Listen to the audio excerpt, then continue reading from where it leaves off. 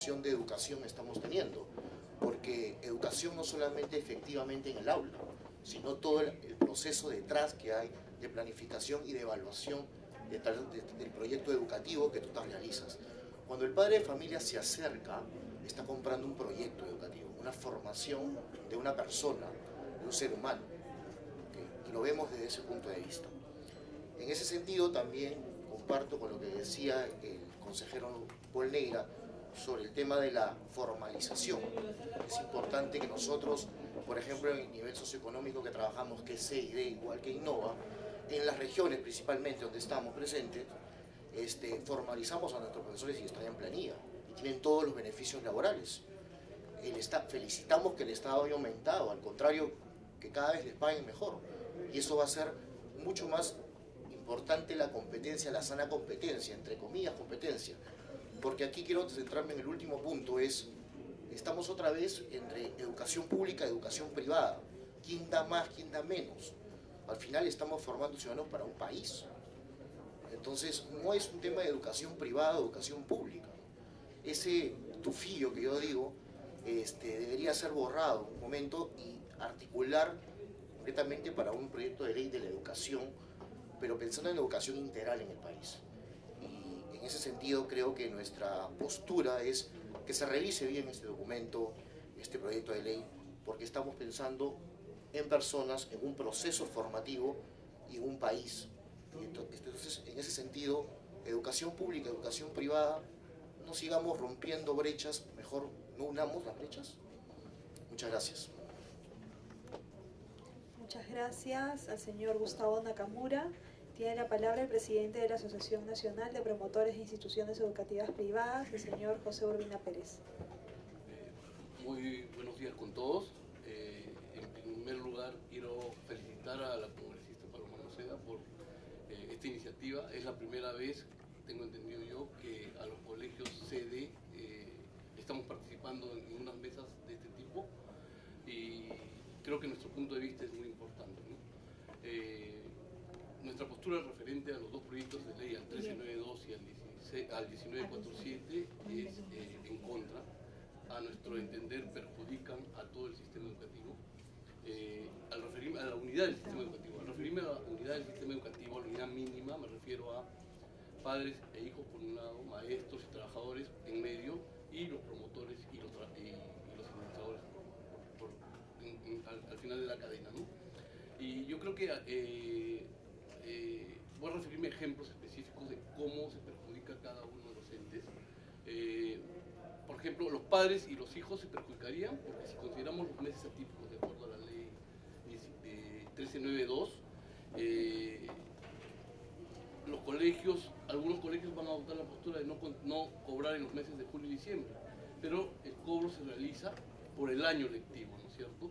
Ya no vamos a cobrar, o ya no se va a cobrar en función a 10 meses, sino se va a cobrar en función a 8 meses, ¿no? Simplemente preveemos esa falta que nos puedan achacar, si se puede decir así, y en lugar de una pensión que cuesta actualmente en el colegio CD 250, ahora va a costar 310 porque no vamos a cobrar en julio y en diciembre, ¿no?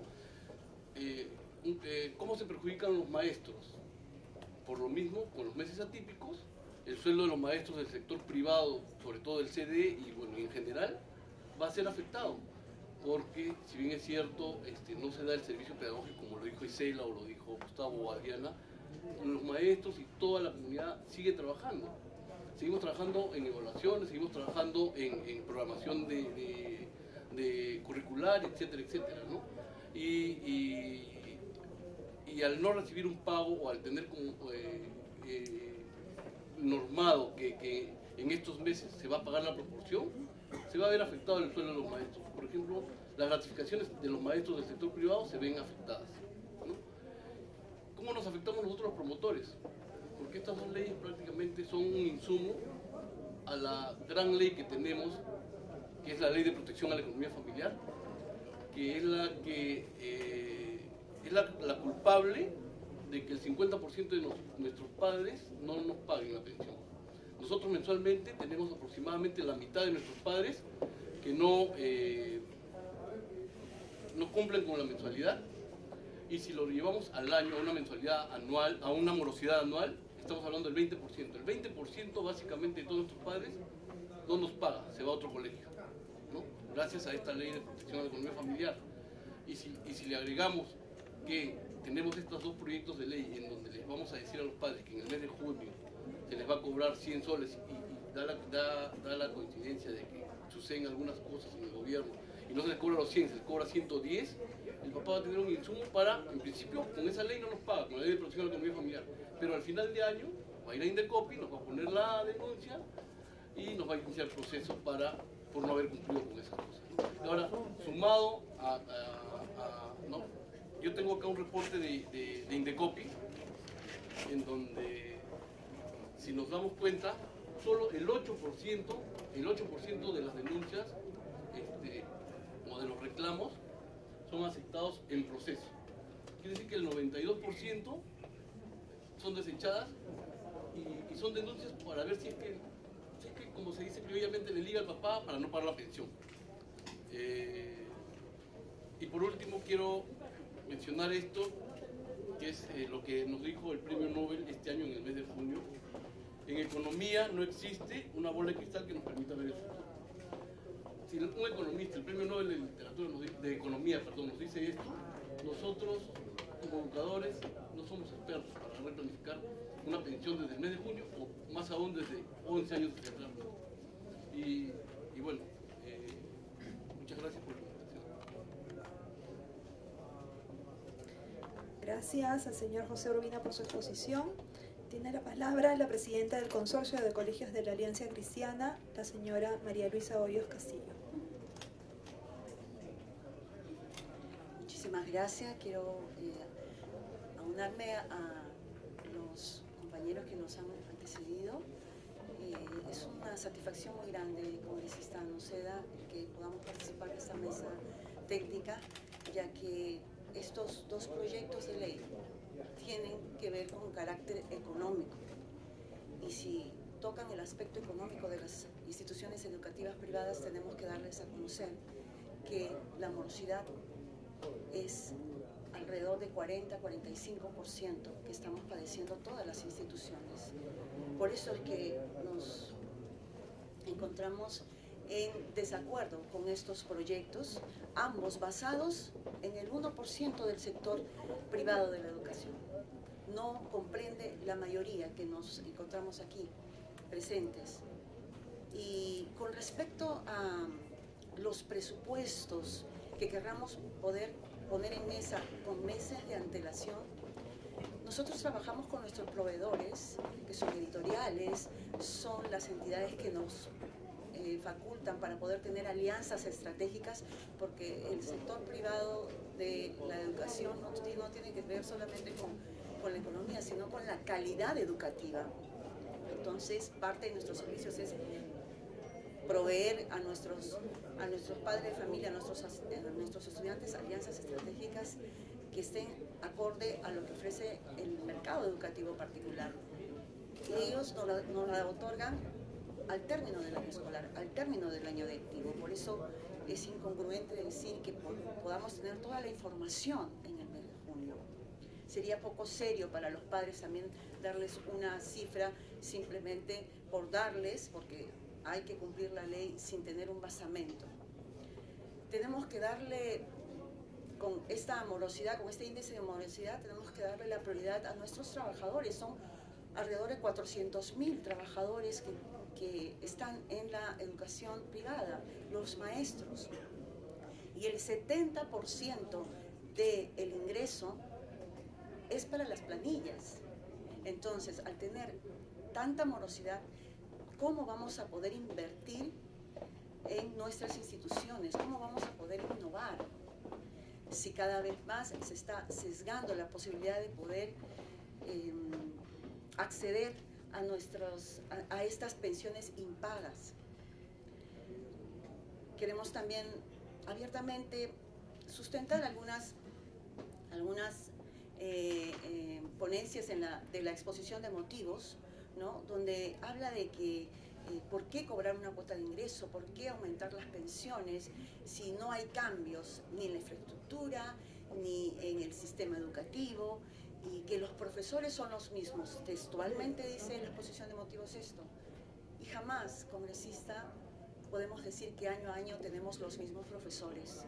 Son personas que están equipándose, empoderándose año a año para ir acorde a las exigencias, a los estándares educativos. Son profesores que meses antes de iniciar las clases se preparan, ambientando el aula, se capacitan, no solamente a nivel de consorcio, sino que también las capacitaciones son propias de la institución. ¿Por qué? Porque eso se llama pues modernidad, poder brindar un servicio de calidad. Y quiere decir entonces que solamente hemos de pagarles a ellos por los servicios, por los días que atendieron al estudiantado. No, tenemos que cumplir con los derechos legales de nuestros trabajadores. Y con respecto al proyecto 1947, específicamente la exposición de motivos, se menciona reiteradas veces que no hay esa información. Como ya bien lo ha dicho Isela, sí, está el Identicole, y también nosotros proporcionamos, porque está dentro de la reglamentación, un comunicado a manera de resolución de todos los beneficios año a año que recibe el padre de familia. Es nuestra obligación decirle cuál es el servicio que ellos van a obtener. Y si tenemos una alza prevista, también tiene que estar justificado. El padre siempre está informado. Y bueno, también ya se ha mencionado que es muy difícil poder dar una información que pretende abarcar 11 años. Es totalmente inviable. Pero también algo que sí mencionan los dos proyectos es acerca de la mala calidad educativa. Y yo quisiera saber cuál ha sido la fuente de información para poner en el proyecto de ley esto que es directamente contrario a lo que arroja las estadísticas del Ministerio de Educación, que nos dice que en los últimos años en un 25% ha habido un aumento cuantitativo y cualitativo de la educación privada. ¿Por qué? Porque los padres anhelan que sus hijos estudien con un promedio alto en cuanto a la educación, porque lamentablemente la educación nacional está en vías de mejorar. Y quiero terminar haciéndoles recordar lo que está escrito ya en nuestra Constitución. En el artículo 16 dice: el Estado coordina la política educativa, formula los lineamientos generales de los planes de estudio, así como los requisitos mínimos de la organización de los centros educativos. Supervisa su cumplimiento, sí, y la calidad de la educación. ¿Por qué? Porque tenemos la firmeza y la convicción de lo que está escrito en la ley debe cumplirse. La institución educativa privada, la ley de colegios privados, tiene libertad para poder escoger su axiología, y venimos viendo que no se está dando de esa manera, congresista. Las políticas públicas muchas veces nos ponen en contrariedad, nos ponen arbitrariamente enfrente de nuestro mejor contacto, mejor cliente, que es el padre de familia. Si estamos hablando de una crisis familiar y una crisis en educación, ¿cómo vamos a poner en contrariedad, en arbitrariedad, los docentes más importantes para lograr que ese alumno se forme integralmente? Necesitamos más bien medidas de protección y poder concertar. Creo que es el tiempo de concertar, por eso felicito una vez más esta mesa. Queremos aportar. ¿Por qué no ser nosotros los consultores? Somos un referente para la educación peruana. Creo yo que todos podemos darnos cuenta que fuimos los primeros. La primera educación que hubo en el Perú fue la educación privada. San Martín, el general, demoró muchísimo para poder buscar una metodología para la nación que recién acaba de libertar, y fue el método lancasteriano quien trajo y se reforzaba el trabajo integral, familia, colegio. Por eso queremos proyectos de leyes que refuercen eso, congresista, no que nos distancien. Muchas gracias. Muchas gracias a la señora María Luisa Hoyos por su exposición. Tiene la palabra la presidenta de las instituciones educativas privadas de La Libertad, la señora Yanet Rivera Jesús. días, señora presidenta, señores congresistas, invitados todos. Agradezco la invitación porque es una oportunidad que nos dan a todas las asociaciones de los colegios privados del Perú de escuchar de primera mano nuestras preocupaciones y la problemática que tenemos. Al igual que las personas que me han antecedido, nosotros en La Libertad, y es el sentir también de las diferentes asociaciones del país, no estamos de acuerdo con el proyecto de ley 1392 y el proyecto 1947. ¿Por qué? Porque estamos seguros que estos proyectos se han hecho pensando solamente en el 1% de los colegios privados que hay aquí en Lima, que son los más caros, pero olvidan el 99% de los colegios que existen en el país, que son realidades distintas.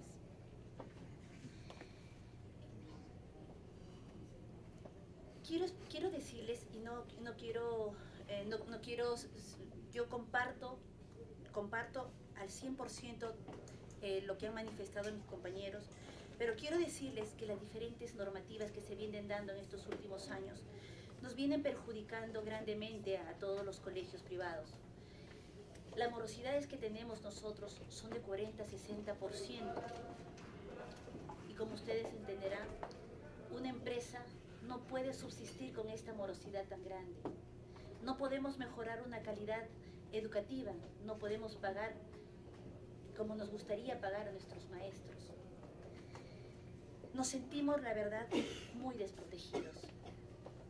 No voy a ahondar en cada uno de las explicaciones que se ha dado con quienes la comparto, como le decía, comparto con todo lo que han dicho mis compañeros, pero quiero decirles que el Perú está creciendo en todos los ámbitos, pero tenemos que reconocer que ha perdido en valores. Esta crisis de valores se vive en todo nivel, por lo que todos, Poder Ejecutivo, Poder Legislativo, Ministerio de Educación, autoridades locales, educadores, somos los primeros llamados en reflexionar. Tomemos muy en serio este tema y tomemos acción, pensando en las nuevas generaciones. Pensemos qué les espera a nuestros hijos, a nuestros nietos, a los nuevos líderes que conducirán los destinos del país. Un país en que los valores deben ser la base fundamental de la familia y de la sociedad. Estamos viviendo en un país que ha olvidado lo que significa el respeto a los padres, el respeto a las autoridades, el respeto al prójimo, donde haya autoridades que hacen uso y abuso de poder, ciudadanos y familias cada día más irresponsables en todo aspecto, irresponsables a los compromisos asumidos como padres y como ciudadanos. Hay violencia familiar, hay violencia sexual, hay corrupción. La Constitución Política en el artículo 13 establece y dice: la educación tiene como finalidad el desarrollo integral de la persona humana. El Estado reconoce y garantiza la libertad de enseñanza.